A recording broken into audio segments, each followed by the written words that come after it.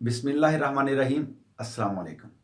हमारा आज का मौजू है नज़्म और गज़ल के अशार की तशरीह। नज़्म के अशार की तशरीह अलिफ जुज़ होता है और गज़ल के अशार की तशरीह ये बेजुज़ होता है। नज़्म के अशार की तशरीह 10 नंबर के लिए आती है और गज़ल के अशार की तशरीह भी 10 नंबर के लिए ही होती है। नज़्म के अशार की तशरीह, इसमें 1 नंबर नज़्म के उन्वान का, 1 नंबर शायर के नाम का और 2 अशार होते हैं। एक शेर की तशरीह 4 नंबर के लिए होती है। एक ही नज़्म में से 2 अशार आते हैं। चूंकि नज़्म एक ही उन्वान, एक ही मौजू पे लिखी होती है, नज़्म का एक कोई उन्वान होता है और उसका एक ही मजमून होता है, इसलिए इसकी तशरीह इकट्ठी की जाती है। इसमें सबसे पहले हम लिखते हैं हवाला नज़्म, अगर आप लिखना चाहें। उसके बाद नज़्म का उन्वान, शायर का नाम और फिर उसके बाद तशरीह तलब अशार, और तशरीह तलब अशार के बाद फिर हम उनकी तशरीह करते हैं।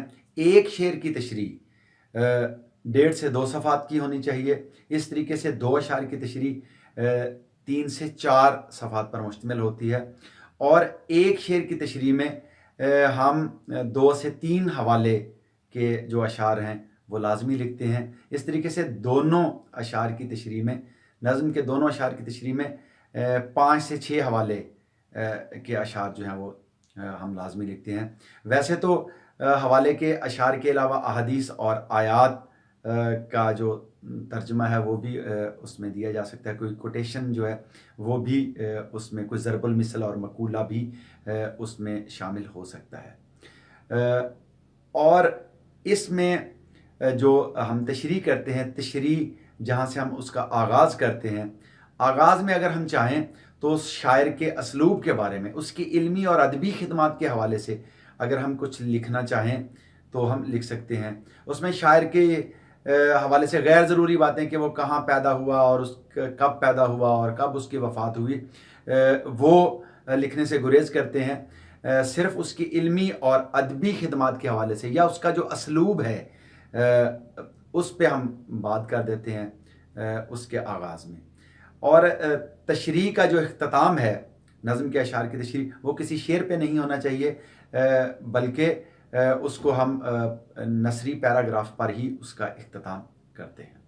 इस तरीके से इन चीज़ों को मद्देनज़र रखते हुए, इन बातों को मद्देनज़र रखते हुए नज़्म के अशार में, नज़्म के अशार की तशरीह में ज़्यादा से ज़्यादा नंबर हासिल किए। उसके बाद है गज़ल के अशार की तशरीह। इसमें 1 नंबर शायर के नाम का होता है और 3 अशार होते हैं और 3-3 नंबर का एक शेर होता है। 1 जमा 9, 10 नंबर का ही ये भी सवाल होता है।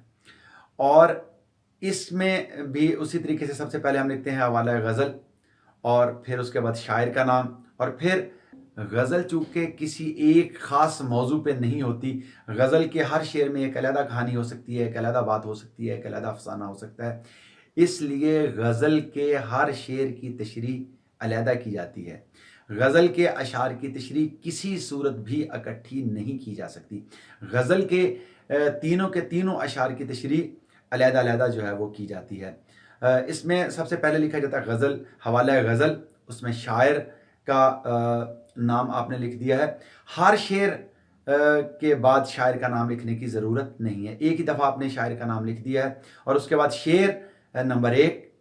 फिर अगर आप चाहें, अगर आपको मफ़हूम बहुत अच्छे तरीके से तैयार है, बहुत अच्छे तरीके से आता है, तो आप लिख सकते हैं। और अगर आपको बहुत अच्छे तरीके से तैयार नहीं है तो फिर मफ़हूम लिखने की ज़रूरत इसलिए नहीं है कि गलत मफ़हूम लिखने से ना लिखना ज़्यादा बेहतर है। और उसके बाद जो है वो फिर हम तशरीह लिखते हैं। तशरीह में उसी तरीके से शायर के असलूब के बारे में, उसकी इल्मी और अदबी खिदमात के हवाले से वो भी बस 2-3 लाइन्स आगाज़ में लिखी जा सकती हैं। फिर उसके बाद जो है वो हम तशरीह शुरू कर देते हैं। एक शेर, गज़ल के एक शेर की तशरीह 1 से 1.5 सफ़े पे होती है।